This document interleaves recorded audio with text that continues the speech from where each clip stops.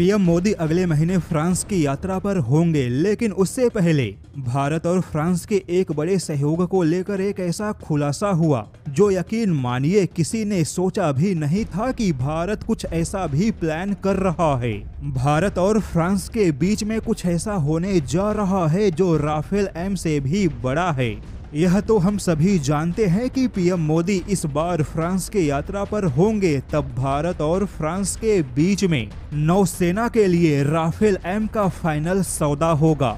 लेकिन भारत और फ्रांस को लेकर कुछ ऐसा खुलासा हुआ जो भारत और फ्रांस के बीच में राफेल एम से भी बड़ा होगा।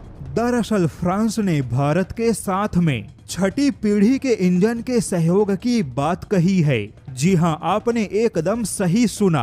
5वीं पीढ़ी का नहीं बल्कि भारत और फ्रांस के बीच में छठी पीढ़ी के इंजन पे चर्चा हो रही है। यहाँ भारत और फ्रांस मिलकर जिस इंजन को विकसित करेंगे वह एक छठी पीढ़ी का इंजन होगा।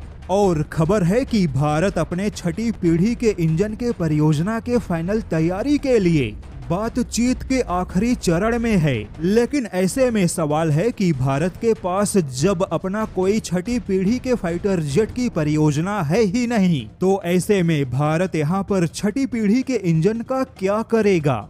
तो यहाँ पर बता दे कि मीडिया रिपोर्ट के मुताबिक भारत अपने छठी पीढ़ी के इंजन परियोजना में लगभग $5 अरब खर्च करेगा। भारत का एम का भले ही 5.5 पीढ़ी का फाइटर जेट है, लेकिन इसमें छठी पीढ़ी का इंजन होगा।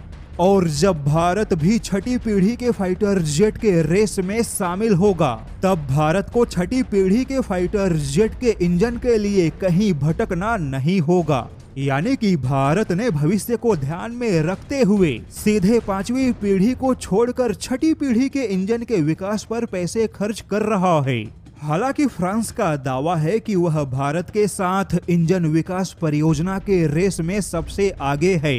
फिर उसके बाद ब्रिटेन और अमेरिका भी कतार में खड़े हैं। किंतु फ्रांस की इंजन बनाने वाली कंपनी सफरान की दावेदारी सबसे ज्यादा मजबूत है।